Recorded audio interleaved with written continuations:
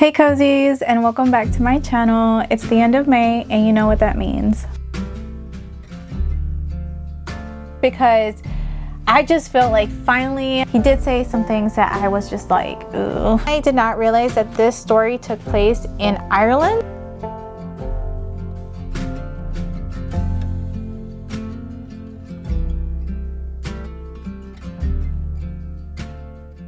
Alrighty guys, so let's get started. It's evening time. I feel like this is a perfect time to kind of do a reading wrap up with you guys. And I feel like for the month of May, it was such a good reading month that I felt like, hey, let me just go ahead and do this with you guys versus trying to bulk it up with different months.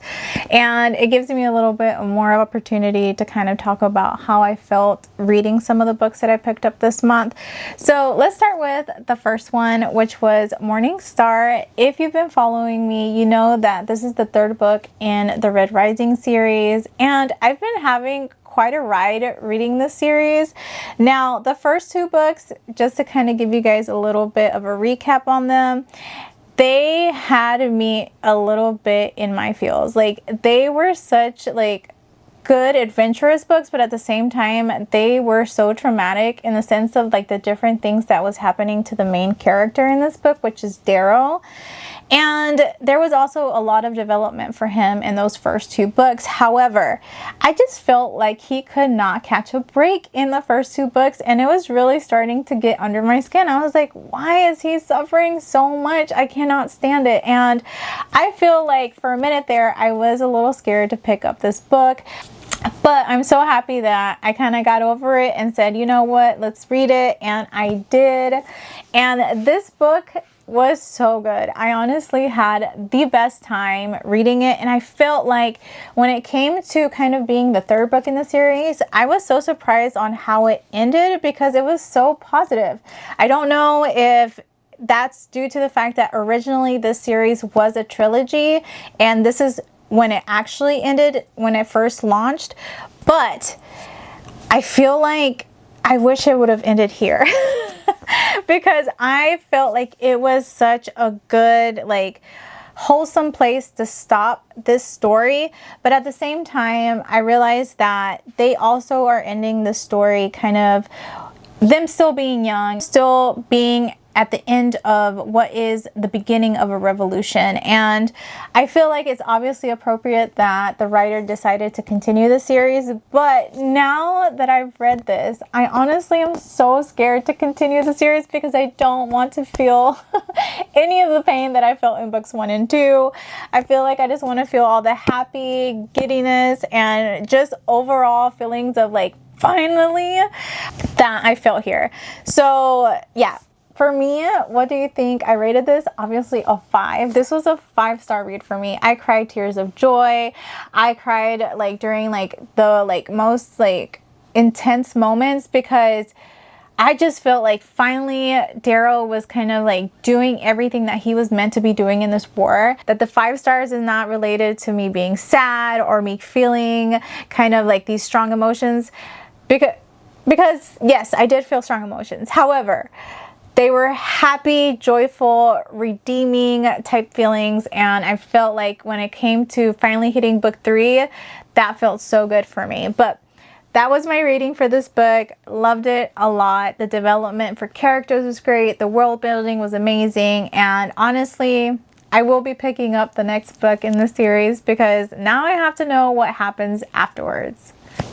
So after reading Morning Star, I definitely needed a little bit of a palate cleanser. So I decided to go on my Kindle Unlimited subscription to kind of find one like many of us do. And I ended up picking up this series. It is by Ashley Jade, and this is her Royal Heart Academy series. And it is a dark romance series. So I will say it is a little bit more niche than that because it is considered a bully dark romance series. But I honestly had the best time reading it. I know that when it comes to these, sometimes people kind of get a little intimidated by them because you're like, oh man, that's really long. Most of the time for dark romances, you kind of want them to be like a standalone, but they are technically considered standalones. They're just interconnected because this series takes place in high school and it's within like a friend group, and you know, each couple within each book is kind of going through their own thing, and you kind of get to see that in each of their standalone books. So that's the setup here. But the first book was honestly such a good time. It was the story of Dylan and Chase, and there's a lot of themes in this book. The biggest one being grief, and kind of like a lot of the different anger related to grief and loss and how it impacts Chase and Dylan, who were childhood best friends at one point. And when they reconnect, they are both in high school due to like different circumstances. Chase absolutely hates Dylan, and Dylan is a girl, by the way. Just kind of wanted to say that just in case you were as confused as me when I first started this book. But Dylan comes back into his world and he is on a vendetta, and he treats her like crap. So kind of have that in mind whenever you start reading this, that he will be a bully to her in the beginning, but he has his reasons, which is then revealed kind of further down the book. So I won't say what that reason was so I don't spoil it for anyone, but I really enjoyed the banter between them. I really enjoyed how Dylan kind of stood up for herself, as well as kind of getting to understand why Chase was being such a horrible person to her in the beginning, because there were moments there where I was kind of questioning him. I was like, why are you being such a jerk? Like, you're doing too much. But once you kind of got to a good place with them, it was honestly such a good read. And I ended up rating this book, let me check just so I don't lie to you, I did end up rating this book a 4-star read. I honestly had such a good time with the first book, which is why I ended up picking up the rest of the series. In book 2, we follow Sawyer and Cole, which is, again, Sawyer is a girl and Cole is the male in this kind of couple. And their story was quite different from the first book because Sawyer is actually kind of like this very insecure, I want to say like Christian girl in high school who is bullied by a lot of people at her school because she also is a curvy girl. And Cole is Chase's brother, who is an absolute jock, and he bullies her incessantly in this book. And there were moments in this book where I didn't quite like him, because while I understood what he was trying to do, he did say some things that I was just like, ooh, I don't know if I really like that. That is kind of common whenever you're reading bully romances. Like, some of those instances do happen that you kind of have you side-eyeing those characters, but I got over it. It was fine, and I did have a really good time with it. However, do kind of go into the story knowing that drug use is part of like their story.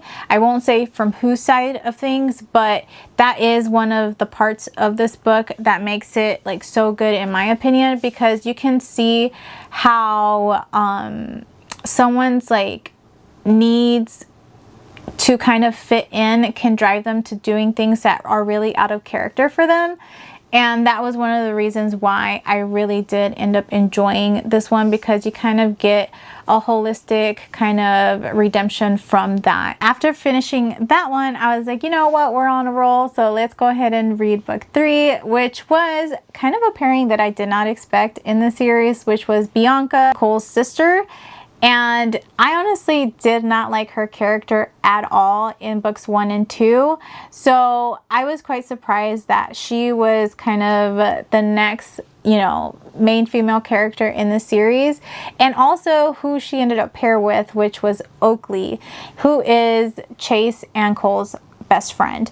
I was honestly so surprised by their pairing, but we ended up finding out how they became a thing to begin with, and also like how they ended up separated in this book, and kind of how they come back together. Now, I will say that it was a little bit different from books 1 and 2, because the book does first start while Bianca and Oakley are in high school.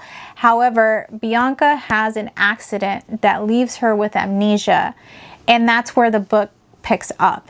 So it was quite a ride because I was a little confused here and there on how the story picked up, where it went, and then how Oakley kind of comes back into her life. And then we kind of, you know, get their story. But overall, it was my least favorite of the series, and I did end up rating it a 3-star, but it was fine. I didn't hate it. I do think as a conclusion to the series, it was a good one. It was just more, I didn't enjoy having as many flashbacks as we had in this book that we didn't get to experience in books 1 and 2. So it did kind of throw me off a little bit. But other than that, I did end up enjoying it, and I was happy that I did pick it up. So my camera died. So that's why my lighting's a little bit different, but thank you guys for bearing with me. Let's continue on my reading wrap up. Now, after finishing up the Royal Hearts Academy series, I decided that I still wanted to read something that took place in like a high school setting and also was a romance book. And because of that, I ended up picking up a book series that I had tried to pick up at least 2 times prior.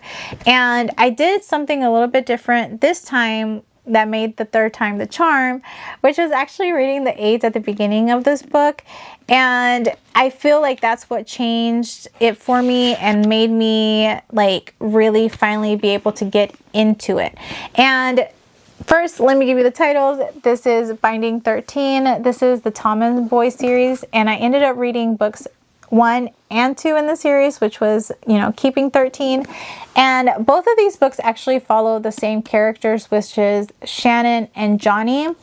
Now, one thing I want to kind of give as a disclosure when you go to pick this up is that it is a YA romance. However, the themes in this book are quite deep, and actually I was quite surprised on how like intense it was, because I definitely, when I looked at this, I definitely judged it to be like something very lighthearted and just very like romantic, and that's not what this was. Like the first book was like very deep, and like, how do I describe it? Like there was like so many sad and like traumatic things happening in the first book that I was like gagged for a little bit there. But I did enjoy it, but I enjoyed it because of the storytelling and being able to understand like the background to the main character, which is Shannon. Now, Shannon, I'll give you a little bit of the snippet off the back of the book so I don't give too much away. It says, life has never been easy for Shannon Lynch. Bullied and tortured, she arrives to Tommen College midway through the school year, praying for a fresh start and desperate to shake off the demons that plague her. That is where you pick up. You pick up with Shannon transferring to this college. She's gone through some things. However, a lot of the things that she's gone through do not end with her just transferring into this college. She's still going through some of it in her home life. And because of that, I was not expecting it. And I kind of understood once we got to that point in the story why she was still very reserved and also why she was so skittish. And I really, really enjoyed seeing her develop as a character, and also seeing how Johnny was such a big contributor of her being able to develop into who she becomes. And Johnny was also just such a sweetheart in the series. I really enjoyed his character, and he also is going through certain things himself. I won't say what it is because at the beginning, like, it is kind of a secret, and he kind of discloses it to Shannon, and that makes for them to have like a thing in common or like a secret that they share. And I found that to be quite endearing because they become each other's kind of like, you know, secret keepers and also each other's like rock in this story. So I really enjoyed it, and I did end up rating both of these books 4 stars because I honestly had such a good time reading them. I also like the world building in them, and For being my first like romances that take place in like Ireland, I feel like this was a good introduction into reading something like that. And I'm actually going to be continuing the series because I honestly had such a good time with it. But highly recommend it if you haven't picked it up and you're kind of wondering maybe like if you'll be able to get into it. I do recommend that you read the 8 at the beginning of the book before you start it. So yeah, that was my last 2 books that I ended up reading in the month of May. They were honestly so good. And I also felt like quite different from each other, which was another plus for me. But before we finish up my wrap up, I also decided to do something that I had kind of told myself that I wasn't going to be doing, which is a monthly TBR. And yeah, in the past, I've always said that I don't like doing these just because they put a lot of pressure on just sticking to the books on that TBR. But I do think that in the past, one, I just used to put too many books on my monthly TBRs, which made it very unachievable. And also, I didn't have kind of like the circumstances that I'm about to enter into in this next phase of my life, which is starting grad school, still working full-time, and then still trying to build my community here on YouTube. And I do think that having a monthly TBR will be helpful in helping me with my time management. So that's kind of a little bit of background of why I've decided to restart these. So now let's get into the books that I want to read in the month of June. So let's start off with the first book on my list. Now, I don't know at what point in the month of June I'm going to be reading it, but I know that it is going to be one of the ones that I hope to read in the month of June. And this is by Frida McFadden. This is Want to Know a Secret. And honestly, the reason why this is on my TBR is because, one, I haven't read anything by Frida McFadden in a minute, and I feel like I'm in the mood to read something that kind of has my heart racing, more in like a mysterious, like, oh my God, what's about to happen next? And that's what I feel Frida McFadden will always deliver on. So yeah, that's one of the books that I have on my TBR for the month of June. The next one is the continuation of the Red Rising series. This is book 4, which is Iron Gold. I am so excited to see what happens next to Daryl and his friend group. I really hope that this does not break my heart like the first 2 books did, but I am mentally preparing for that because honestly, I think there's like, I don't know, 3 or 4 more books in this series. So I would expect that, you know, he's going to go through some tough times, but I'm honestly so excited to see where his story goes. So yeah, that's the next book that I plan to read in this month. Now, the third book I would like to read in the month of June is This Ends in Ambers. This is by Camila Cole. This is the second book in a series. Divine Traders, I think, is the series. Yes, Divine Traders. And it's actually about a set of sisters who find themselves on the opposite sides of this war that they are part of, and them trying to find themselves back on the same side, and one of the sisters doing absolutely everything in her power to save her sister. And I really enjoyed the first book. It did take me a little time to get back to this series just because I was actually waiting for the release of the second book in a paperback edition, because that's kind of what I had for the first book. And I'm not someone who likes to mix like hardback and paperback editions when I finally get like a series in my physical TBRs. So yeah, that's the next book that I would like to read in the month of June. The next book that I'm going to show you guys is actually what I think is going to be the first read that I have for the month of June. And this is The Night and the Moth by Rachel Gillig. I had read her first duology, which was One Dark Window, in 2025, and I loved that series. And I'm kind of looking for something to kind of give me that same feeling, and I think that this is going to be what does it for me. Now, I think the second book is coming out this year as well, but I'll probably have to wait on that one just because I also will wait for it to come out in paper edition. I don't know, I'm kind of weird that way. There's certain books that I have to have in a paperback edition, and this is just kind of one of those, just because I do own the One Dark Window duology in paperback, and now that I have those in paperback, I want to kind of have any book that she puts out in a paperback edition. Does it make sense? Probably not, but it does make sense to me. But yeah, this is probably going to be my first read for the month of June, and I'm super excited about it. Now, following that Gothic theme, the next book on my TBR is actually a Hawaiian Gothic, and it is kind of interesting because I've never heard of a Hawaiian Gothic before. I'm pretty sure it's a thing, but it's my first one that I come across, and it's called That Which Feeds Us. This is by Keila Kendall, I think is her name, and it is about two sisters who go to an island, and one of them ends up disappearing, and then the other sister is kind of on the search for her and finds out that this paradise is not what it seems, and it says on the back of the book, paradise has a price. So when I found it, you know, at Target, I was like, oh my gosh, this sounds so interesting. I ended up taking it home with me, and now it's going to be part of my June TBR because of that, because it just sounds so good. And finally, the last book I would love to read in the month of June is by Brandon Sanderson. It's one of his new releases. It does take place in the Cosmere universe, and it is a little bit different from the other ones just because it is considered like a mythic novel, and his description of it is that it takes place somewhere between the stars and the seas. So I'm hoping that it's good, but I mean, honestly, I know it's going to be good because there's just nothing that I've read by Brandon Sanderson at this point that I have not loved. But yes, I'm super excited, and that is going to be the last book on my TBR for the month of June that I hope to read.